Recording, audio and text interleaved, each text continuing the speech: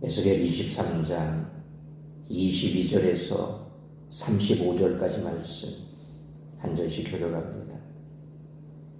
그러므로 오홀리바야, 주 여호와께서 이같이 말씀하셨느니라. 나는 내가 사랑하다가 싫어하던 자들을 충동하여 그들이 사방에서 와서 너를 치게 하리니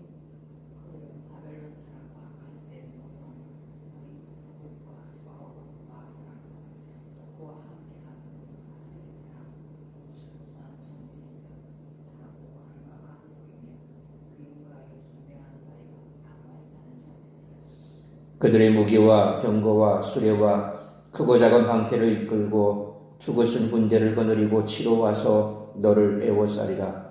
내가 재판을 그들에게 맡긴즉 그들이 그들의 법대로 너를 재판하리라.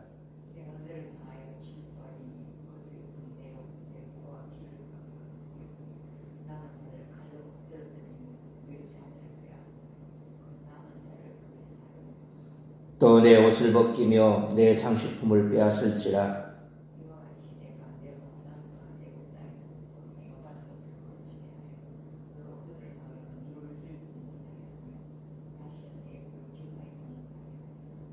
주 여호와께서 이같이 말씀하셨느니라.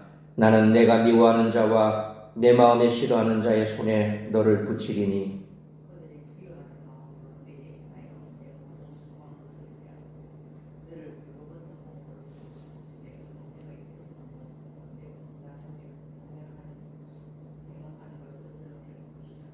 네가 이같이 당할 것은 내가 음란하게 이방을 따르고 그 우상들로 더럽혔기 때문이로다.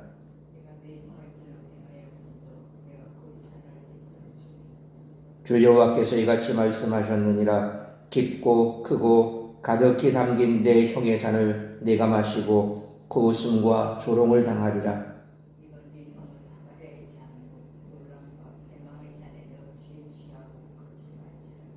내가 그 잔을 다 기울여 마시고 그 깨어진 조각을 씹으며 내 유방을 꼬집을 것은 내가 이렇게 말하였음이라. 주 여호와의 말씀이니라.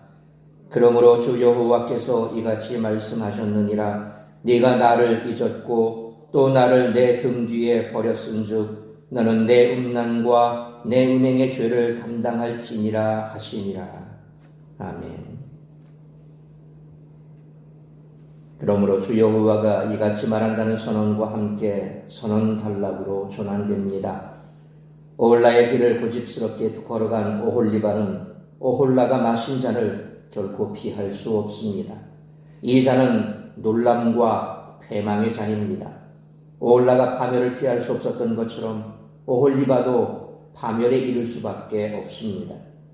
오홀리바는 음욕과 음행을 멈추지 못하고 음란하게 이방을 따르며 그들의 우상으로 자신을 더럽혔습니다. 정치적 상황을 해결하기 위해 하나님께 도움을 구하기보다 스스로 해결책을 찾고자 이방의 도움을 구한 것입니다. 그러나 오홀리바가 언약의 하나님 여호와를 버리고 이방을 연모하며 따른 것은 단지 전략적 선택이 아니라 그녀 안에 깊게 뿌리내린 음란한 성향의 표현이었습니다. 그녀는 애굽에서의 행음을 잊지 못하고 갈망했으며 그런 갈망을 제시하는 여호와를 거부했습니다. 하나님은 오홀리바의 근본적 문제를 두 가지로 지적하십니다.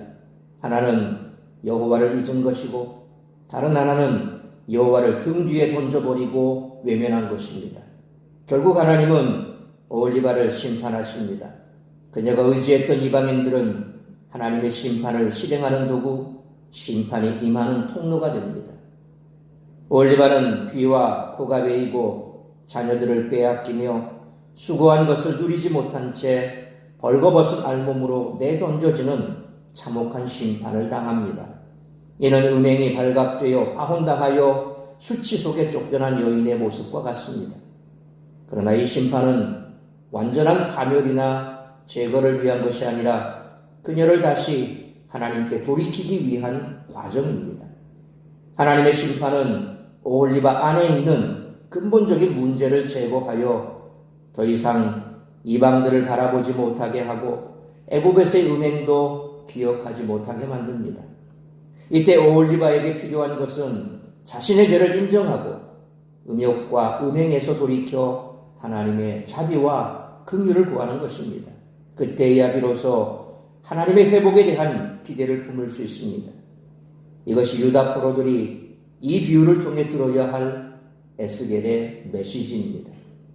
그러므로 에스겔의 이 메시지를 우리도 귀담아 들을 수 있기를 축원합니다. 하나님은 오래 참으시는 분이지만 반복되는 배신과 완강한 불순종에는 결국 심판하십니다.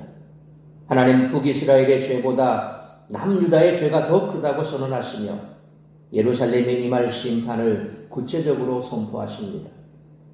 인간은 죄를 지으면서도 그 죄의 결과를 생각하지 않는 경향이 있는데 오늘 본문은 그 결과를 진지하게 돌아보게 합니다.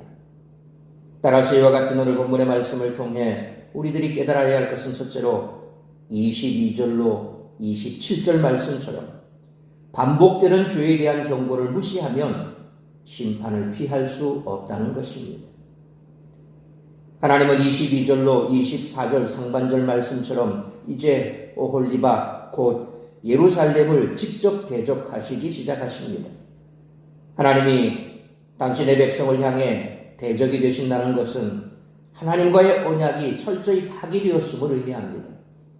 하나님은 유다가 정치적으로 의존하려 했던 바벨론, 스곳, 소아, 고아 등의 고관, 감독, 유명한 자, 말을 타는 자들이 오홀리바 곧 예루살렘을 둘러쌀 것이라고 하십니다.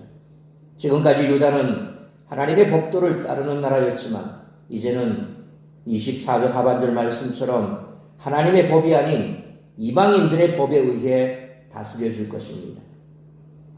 25절로 26절 말씀처럼 진짜 남편인 하나님을 버리고 가늠을 일삼던 오홀리바 곧 예루살렘은 하나님의 질투에 의해 그 코와 귀가 잘리고 살아남은 사람들도 죽임을 당하고 자녀들은 빼앗겨 노예가 되고 모든 재산을 빼앗기는 처참한 일을 당할 것입니다. 하나님은 27절 말씀처럼 유다가 그 정도로 처참한 징벌을 당하고서야 애굽의 우상을 섬기지 않을 것이라고 하십니다. 하나님은 출애굽기 20장 5절 말씀처럼 시내산에서 이스라엘과 언약을 맺으실 때 우상을 섬기지 말라고 하셨습니다. 하지만 이스라엘은 안일한 마음으로 하나님께 자기들을 사랑하시고 지켜주실 것만 기대하면서 죄를 가볍게 여겼고 그 결과는 비참했습니다. 그러므로 계속된 경고를 무시하고 죄를 반복하면 하나님의 심판은 절대로 피할 수 없으므로 지금 정치나 재물의 힘이나 세상적 인기, 편의성의 마음을 빼앗겨 하나님을 잊고 있지는 않은지 되돌아보는 우리 모두가 되시기를 축원합니다. 두 번째로 28절로 35절 말씀처럼 죄는 반드시 회개해야 한다는 것입니다. 오홀리바 곧 예루살렘은 한때 사랑하던 바벨론을 이제는 28절 말씀처럼 미워하게 되었는데 하나님은 바벨론을 유다의 심판자로 세우십니다. 바벨론은 29절 말씀처럼 유다의 의복과 장식물을 빼앗고 벌거벗겨 그 부끄러움을 세상에 드러낼 것입니다. 30절 말씀처럼 하나님은 이를 통해 유다의 위선적 행태를 고발하십니다. 하나님은 31절로 34절 말씀처럼 남유다가 북이스라엘 행태를 그대로 보였기에 북이스라엘이 겪은 심판과 파멸을 그대로 겪게 하겠다고 선언하십니다. 하나님은 이를 술이 담긴 잔을 마시는 것에 비유하시는데 그 과정에서 유다가 비웃음과 조롱, 놀람과 패망을 맛볼 것이라고 선언하십니다.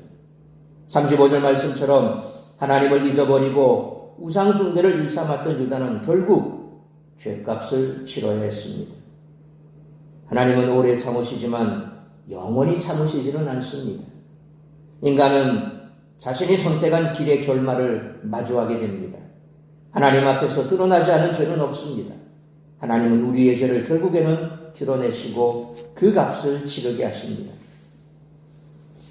죄값을 치르는 과정은 심히 고통스럽고 부끄러울 것입니다.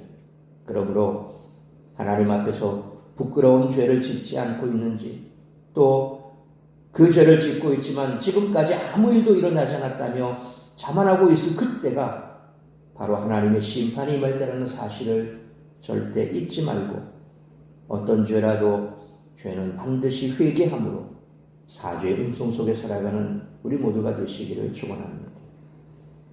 사랑하는 성도 여러분, 하나님은 오래 참으십니다. 우리는 그 기간을 은혜의 시기라고 부릅니다. 하지만 그 시기에 회개하기를 거부하고 끝까지 하나님을 무시하는 자에게는 결국 진노의 잔이 기다리고 있습니다. 이 경고의 말씀을 뒤집어 생각해 보면 지금 우리는 회개를 기다리시는 하나님의 은혜의 시간을 살아가고 있음을 깨닫게 됩니다. 그러므로 우리의 마음과 행동 속에 아직도 해결하지 못한 쓴뿌리가 있다면 주님 앞에 회개하고 바로잡아야 할 문제가 있다면 지금이 바로 회개할 시간이므로 어떠한 죄라도 회개함으로 사죄의 은총 속에 살아가는 우리 모두가 되시기를 주님의 이름으로 축원합니다. 기도하겠습니다. 거룩하신 아버지 하나님, 은혜와 사랑을 감사합니다. 거룩하고 복된 주일 말씀으로 예배로 하루를 시작하게 하시니 감사합니다. 오늘 주신 말씀처럼 우리가 이 땅을 살아가면서 하나님은 1절 오래 참으시고 또한 우리는 하나님의 자녀이기에 우리의 삶 가운데 계속되는 반복된 죄악 속에서도 아무런 문제가 없다면 우리는 오히려 내성을 가지고 그 죄에 대하여 심각하게 생각하지 않는 경향이 있습니다. 하나님께서 지금 당장 심판하지 않으시고 참으시는 것은 심판을 보류하신 것이지 심판하시지 않겠다는 것은 결코 아니라는 것입니다. 반복되는 죄에 대한 경고를 무시하면 결국 심판을 편하게 할 수 없다는 사실을 잊지 말아야 할 것입니다. 그러므로 죄는 반드시 회개해야 합니다. 어떠한 죄라도 하나님 앞에 자복하고 통회하고 회개하면 하나님께서는 용서하시고 다시금 회복의 기회를 우리에게 허락하신다는 것입니다. 그러므로 오늘 우리의 삶 속에 여전히 반복되는 죄악이 있다면 자복하고 통회하고 회개함으로 사죄의 은총을 누려야 할 것이고 하나님 앞에 우리가 다시 한번 회복된 삶을 살아감으로 주께서 우리를 통하여 이루고자 하는 뜻을 이루어드리는 복된 삶을 살아가는 우리 모든 성도들의 삶이 되게 하여 주옵소서. 오늘도 우리 사랑하는 성도들 세상 가운데 머물며 시험 드는 자리에 들지 말게 하시고 모두가 다 주님 앞에 나와 예배하는 예배자가 되게 하시고 오늘도 선포되는 말씀 속에서 하나님의 뜻을 찾고 그 뜻을 이루기 위해 달려가는 복된 성도들이 다 될 수 있기를 간절히 빌고 소원하오며 이 모든 말씀 우리 주 예수 그리스도의 이름으로 기도하옵나이다. 아멘.